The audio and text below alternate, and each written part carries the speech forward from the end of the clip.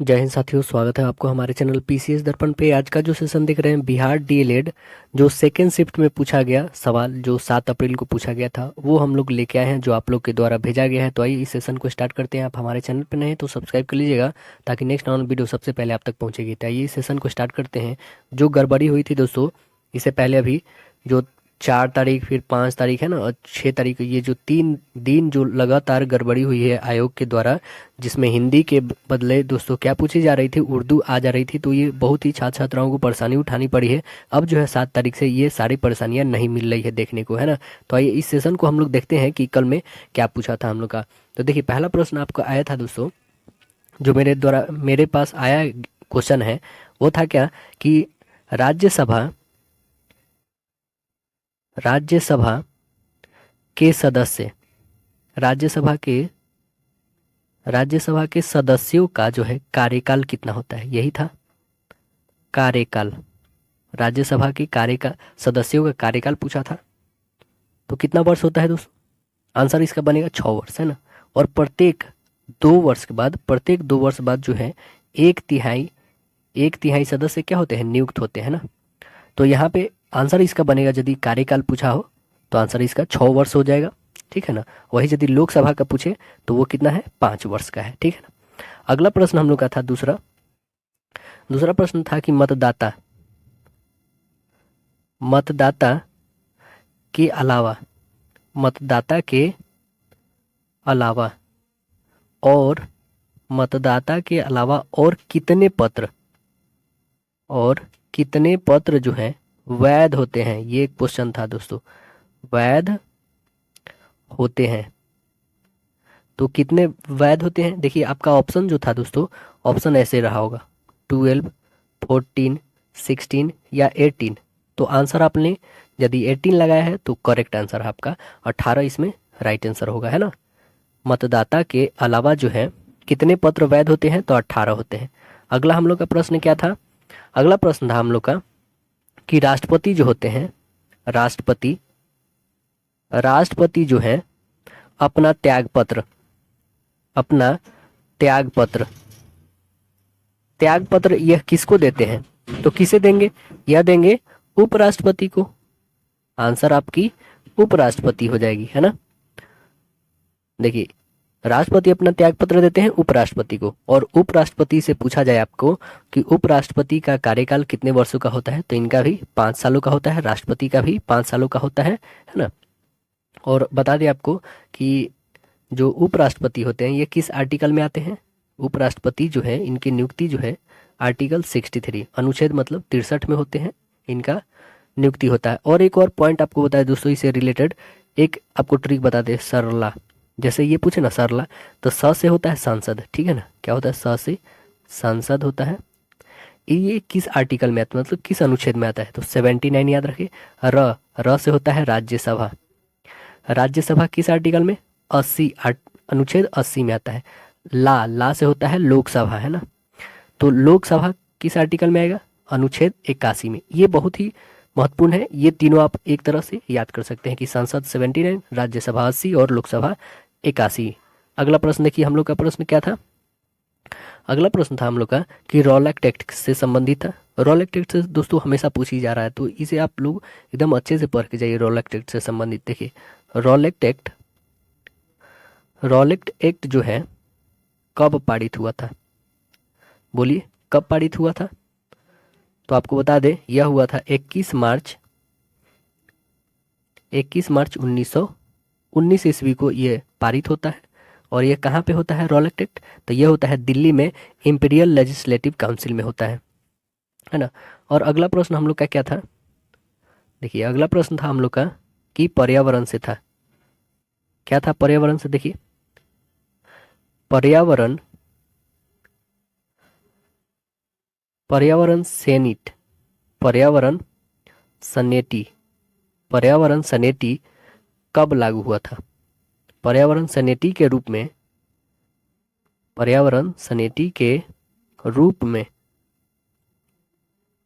में किसे किसे जाना जाता है? किसे जाना जाता है? तो इसका आंसर तो अभी मिला नहीं है, आप लोग खुद इसको सर्च करके देखिए कि क्या इसका आंसर आ रहा है। पर्यावरण संनीति के रूप में जो है किसे जाना जाता है, तो किसे जाना जाता है ये आप खुद फाइंड करिए और कमेंट सेक्शन में बताइए यदि आपको पता है तो।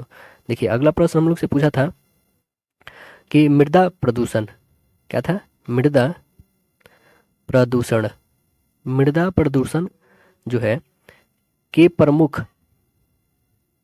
मृदा प्रदूषण के प्रमुख जो है कारण बताना था। मृदा प्रदूषण के प्रमुख कारण क्या है यह हमें बताना था। तो देखिए मृदा प्रदूषण के प्रमुख कार्य यदि देखेंगे हम लोग तो क्या था, आपको यदि कारखाना देखा जाए तो कारखाना भी क्या एक तरह से मृदा प्रदूषण के लिए ही होता है। जैसे मृदा प्रदूषण में हम लोग पहला ले लेते हैं क्या, यदि हम लोग उर्वरकों का ज़्यादा प्रयोग करेंगे उससे हमारी खेत में ज़्यादा हानि होगी। एक ये भी पॉइंट बन सकता है कीटनाशक, यदि कीटनाशक दवाओं का हम लोग ज़्यादा प्रयोग करेंगे उससे भी मृदा प्रदूषण होगा। तीसरा है यदि कारखाना वगैरह है तो उससे भी हमारा मृदा प्रदूषण होगा। औद्योगिक इससे भी होता है ना, और ह्यूमन मेड से तो होता ही है। अगला प्रश्न था हम लोग का, अगला प्रश्न था हम लोग का कि विद्युत प्रतिरोधक। देखिए दोस्तों ये मैंने कल ही कराया था आप लोग को कि विद्युत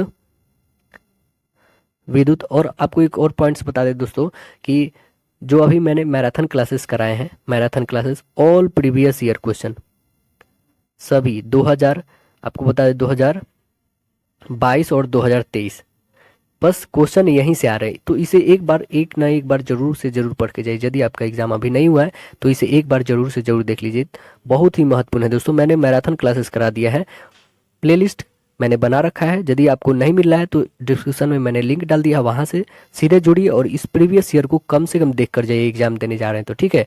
देखिए प्रश्न हम लोग का अगला पूछा था कि विद्युत प्रतिरोधकता क्या है, कि विद्युत प्रतिरोधकता का एसआई मात्रक हमें बताना है। इसका एसआई मात्रक होता क्या है, इसका एसआई मात्रक जो होता है वो होता है ओम मीटर होता है ना, ओम मीटर होता है। इसे आप ऐसे भी लिख सकते हैं ओम मीटर, ठीक है। अगला हम लोग का प्रश्न क्या था, अगला प्रश्न था कि द्वितीय विश्व युद्ध से संबंधित पूछ दिया था दोस्तों, ठीक है, सेकेंड वर्ल्ड वार से,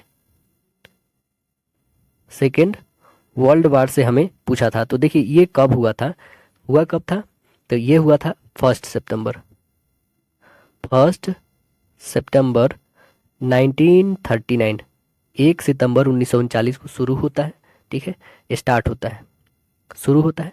और ये लास्ट कब होता है, मतलब फिनिश होता है इसकी 2 सितंबर, याद रखिए 2 सितंबर को खत्म होती है। कब, तो 1945 में, 1945 में खत्म होता है, ठीक है, स्टार्ट होता है 1939 में।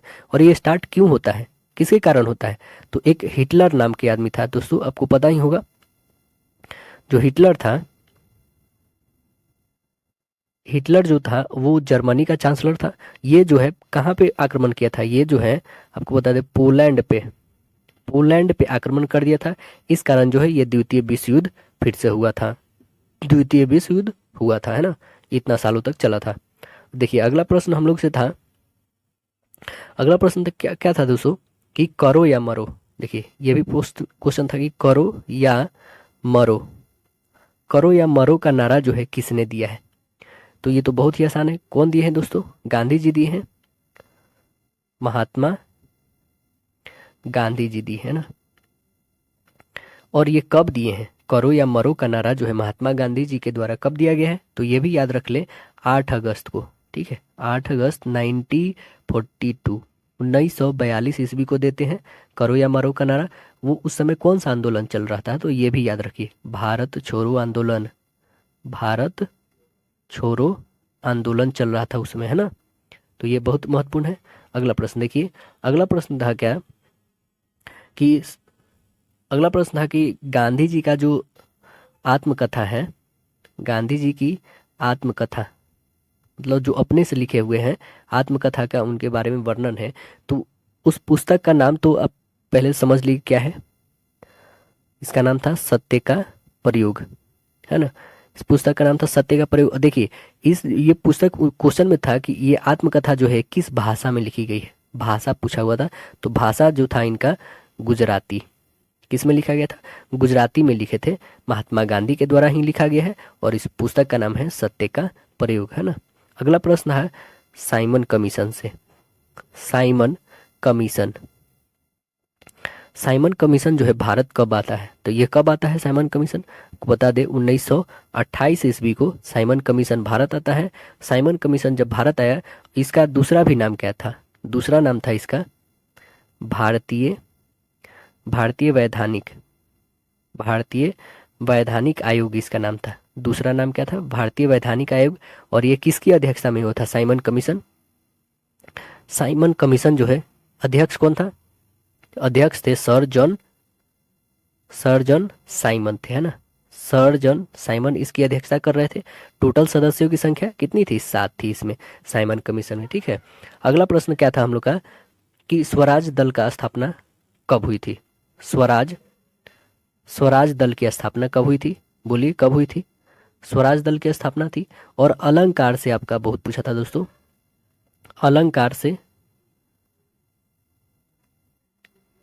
अलंकार से बहुत ही क्वेश्चन था। अलंकार से क्वेश्चन बहुत सारा था, लगभग आपको 3 क्वेश्चन अलंकार से मिले हैं। वॉइस से आपको क्वेश्चन मिले हैं लोग, 2 क्वेश्चन मिले हैं। नरेशन से भी आपके क्वेश्चन मिले हैं, नरेशन से 3 क्वेश्चन मिले हैं। ये फर्स्ट शिफ्ट में भी पूछा था नरेशन, लगभग 3, है ना। तो ये आप लोग का आज का एनालिसिस रहा। फिर हम लोग मिलते हैं अगले शिफ्ट में, जब तक के लिए धन्यवाद।